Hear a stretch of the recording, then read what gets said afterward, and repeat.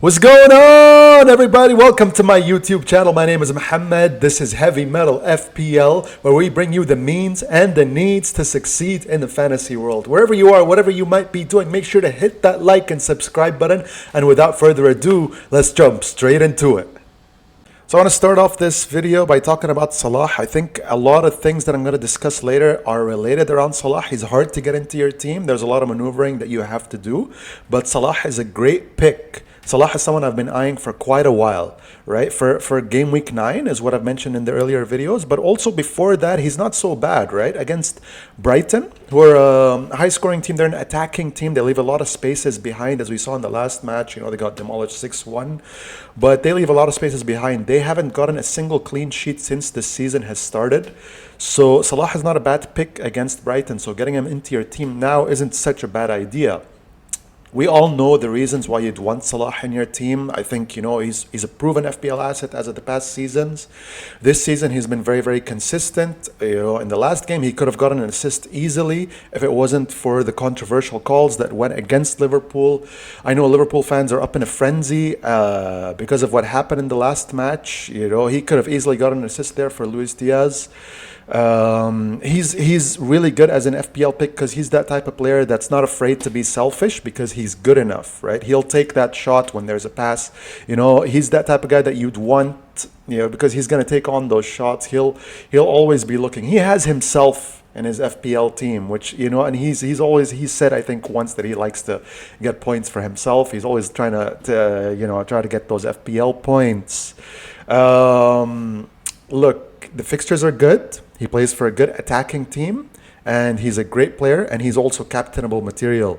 Right now, the discussions are on potentially not captaining Haaland. You know, he's got hard fixtures coming up, so there's other options that are on the line, including Salah and Son. So if there's someone you might not want to captain, if there's someone who you might choose as a substitute, for Haaland, for not captaining Haaland, it's probably Salah. You know, given those upcoming fixtures and everything, he's not a bad option to captain. And that puts him high up on the list, even with his price. And yeah, he's a great pick. I mean, just look at that face, man. Just look at that face in this picture, man. That's the type of face you want representing your FPL team, man. He's the pride of the Arab world. He's the pride of the Egyptian world. Muhammad Salah, man. How can you call yourself an Arab if you don't have him in your team? How? Shame on you, sir. Shame on you. So next I want to discuss potentially wildcarding. I mean, it's something I'm on the fence about. I'm not 100% sure yet about wildcarding, but it's there and I'm leaning towards it. And I think a healthy way to do that would be to look at my current team right now and just look at all the weaknesses, right? So I'm going to go through my team. I'm going to go through it fast, and I'm going to point out all the red flags. Like, I'm not going to look at someone who, you know, who's like a luxury upgrade, but I'm just going to look at the guys who have been in my team for quite a while, and they possibly need to be replaced. So I'll start off with the most obvious one, Pickford. I've had this guy in my team. I have no idea why I have him in my team, and I keep him there as if he's like my son or something. But like, he's been so bad. He hasn't gotten me anything since the beginning of the season. If you remember, like I explained this before, the reason why I have him is because he rotates well with Turner. So just having those two guys, just with the easy fixtures or whatnot, but that's been a miserable failure since the beginning of the season. Pickford, man, what can I say, man? Not a single return since the beginning of the season. Like, at this point, Turner, who's a substitute goalie for him, looks like a better option for me. And yeah, he plays for Everton. I don't know how Everton have survived in the Premier League all this time. Like, what? They're so bad, and yet they stay in the Premier League every single season. I don't like him, man. I can't wait. I've forgotten what it feels like to get a return from your goalie. So I can't wait to get rid of him, and then that would potentially be in a wild card. I'd get rid of him for someone like Areola, or potentially Leno, someone like that. But just someone who could get me some points from that goalkeeper position. Everton, man, like they recently, their last result was a loss against Luton. It was their first win, I think, in the Premier League since the 1970s, man. That just tells you how much of bad form they are, man. That's crazy. You know, so first red flag on Pickford.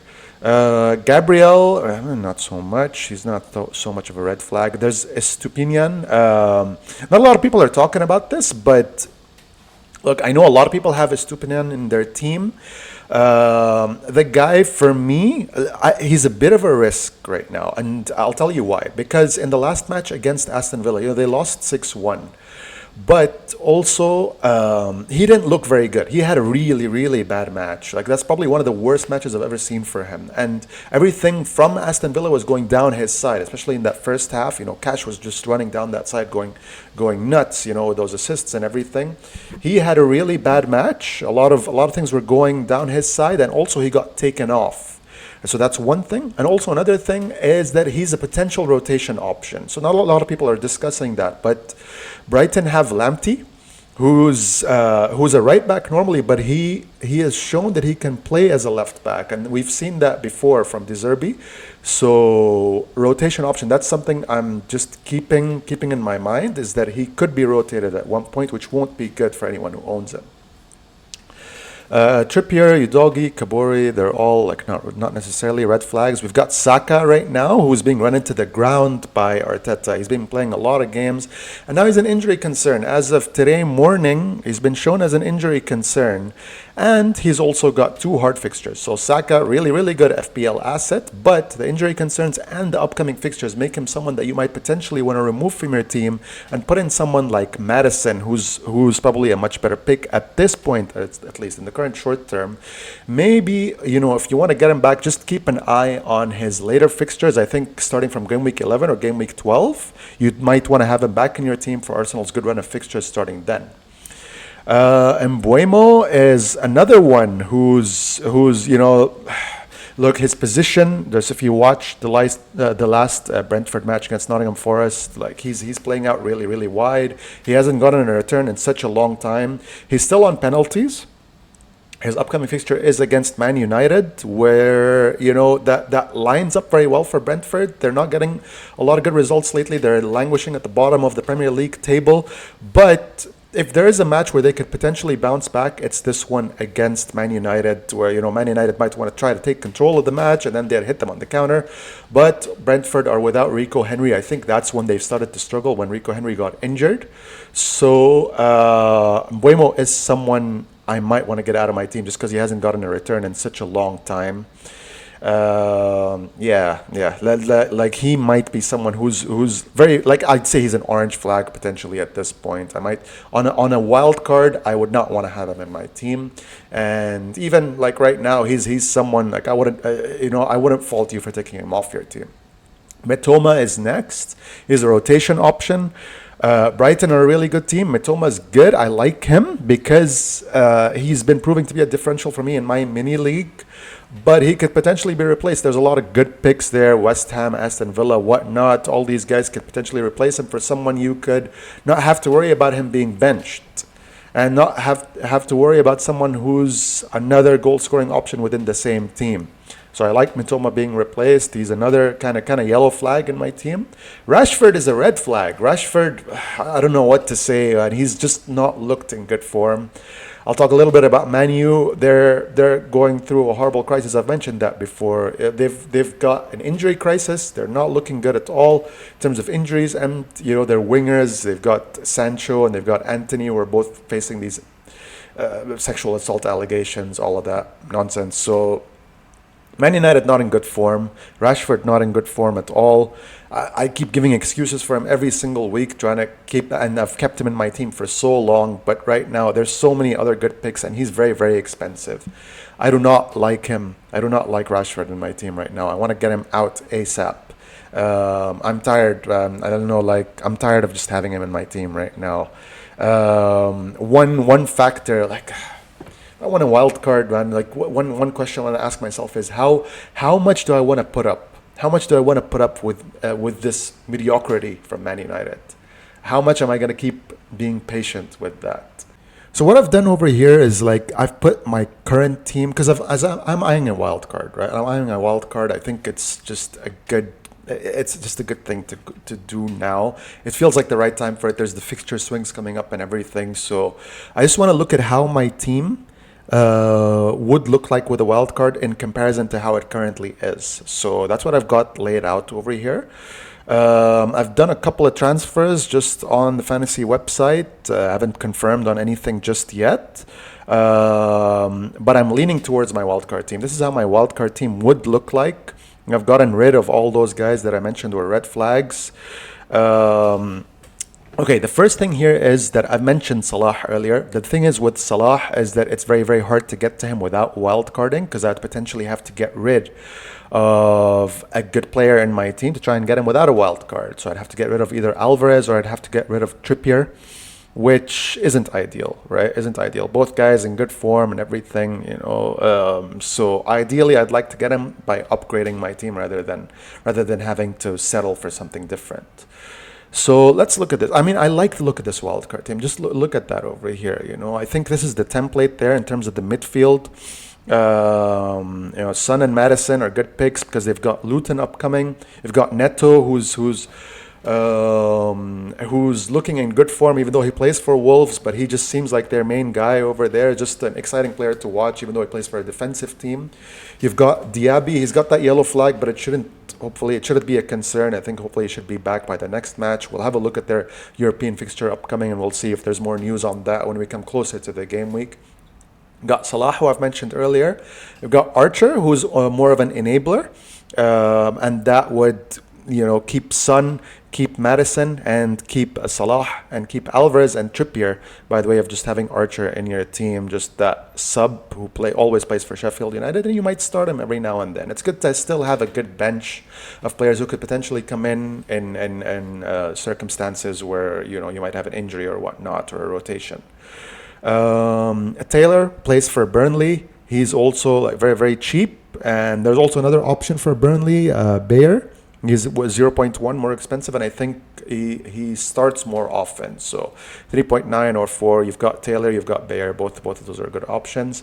Cash, who I'll get onto in a bit. Trippier is still there. Udogi's still there. Kabori is still there as a bench option. And finally, with this, I would have Pickford out of my team, which would be a very big relief. And I'll keep Turner just as a substitute goalie, just in case. Got Haaland and I've got Alvarez. So this is how it lines up. I mean, like, who would I regret? Who would I regret from my current team getting rid of? Obviously, there's Saka, because he's a good option, because he's still like a good pick. Look, I know he's an injury scare right now. He's being run into the ground by Arteta. But he's one of those guys that he's just such a good player that he might get you points, even though there's those upcoming hard fixtures. So I might regret selling Saka if I go into my wildcard team. I do want him back in a few game weeks though, so that's something to keep in mind. Mbuemo, I might regret selling him because, like I said, he plays against Man United next, and if there's any fixture where he could bounce back, where Brentford could bounce back, it's against Man United. Mitoma, because he's just a really good pick. We know him from last season, and so I might miss the differential points that he's been getting me. But I would like to think that maybe Diaby or Neto or Madison, you know, would be compensating for those points. Rashford, I wouldn't regret at all. If he bounces back, I think that's just something that would be unexpected at this point, just because of how bad he looks. Estepinian, at this moment for me, I'd like to think that I'd make up for him by having Cash in my team. So he could potentially bounce back. He's just a really good player, you know, playing left back for an attacking team. He could potentially get me those points, but I just have to weigh that against how much I want this wildcard team. Another thing is maybe this wildcard team might not be so good for game week 9 in comparison to the current team, who kind of look a little bit good. Like, you know, you've got Cash, who has a hard fixture. I think they play West Ham in game week 9, which is not necessarily the best. And there's a couple more which might make this team look good for game week, which might make my current team look better than the wildcard team. So that's something I'm considering down the line. I mean, look, the things I'm considering that are going against me for the wildcard team are two things. The first thing is game week 9, this team looking better, and the other thing is the international break. So if I'm a bit patient and I don't hit that wildcard button just yet, then I can go through the international break. I could eye what happens in those fixtures, and I can keep this team for game week 9, and then maybe wildcard for game week 10, where I'll have much more data, and then I'll be able to have Saka in my team for, I wouldn't have to waste the transfer on getting him back in. And maybe I'll be in a better position. I'll have more data and trying to get a wild card for game week 10 moving onwards. So say I don't wild card, right? Say I don't wild card. This is what I'm potentially looking at in my team. I mentioned Salah earlier, and the next thing is Matty Cash. He's someone I've been eyeing for a while. His price keeps on increasing, which just makes me like on edge and want to get him into my team as soon as possible. He's someone I've been looking at for quite a while. He plays for a really good team in Aston Villa. He had one fixture earlier this season where he got 2 goals. He's always bombing down that right flank for Aston Villa. He got an assist in the last match, which was great. He's a good pick. He's got Wolves away next. It's not such a bad fixture. He could score, and he could get you some points in there. Game week 9, as I mentioned earlier, he's got West Ham United, so that could be hard for them. But Aston Villa are a really, really good team. I like him being a keep in your team. It's kind of like a Stupinian, how he's just that player who could, even if he doesn't keep a clean sheet, he still attacks a lot. So he might get you a return that way as well. And then afterwards, those 3 fixtures are just great for someone like him. From there, I want to talk about transfers. So this is what I'm looking at. All right, this obvious upgrade. Rashford to Salah. Say I don't wildcard. This is what I want right now. I want to upgrade this useless guy to this amazing guy.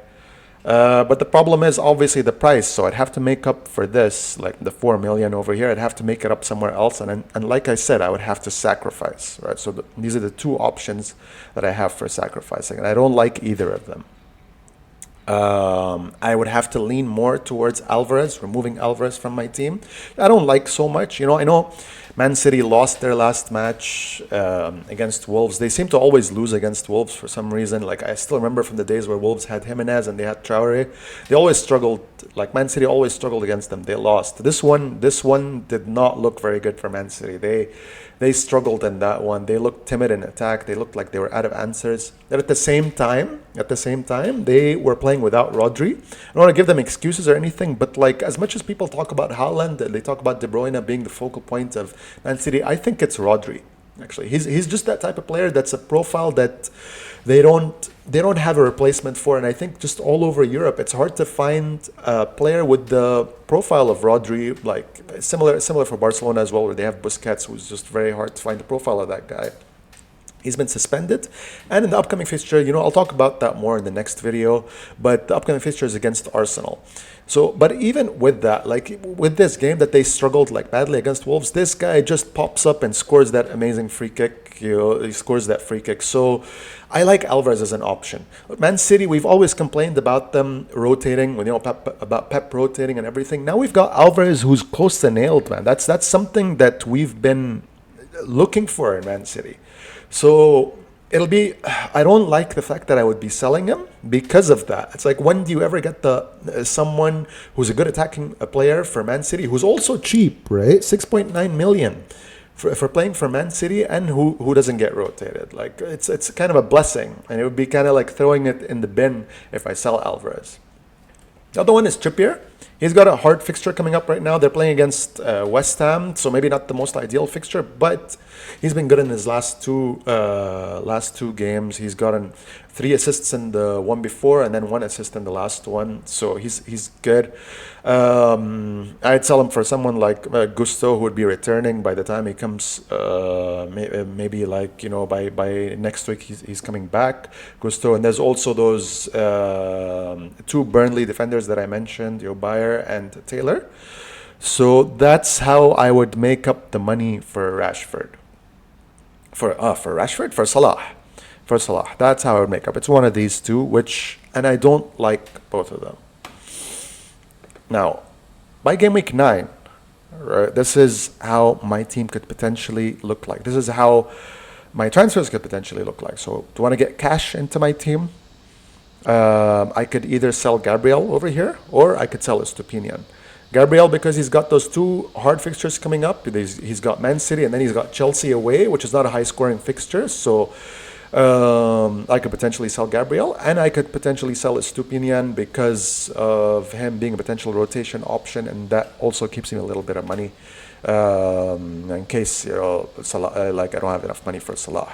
Problem with these, right? I just want to go back to this a little bit. So the thing is with these is that it's right on the edge.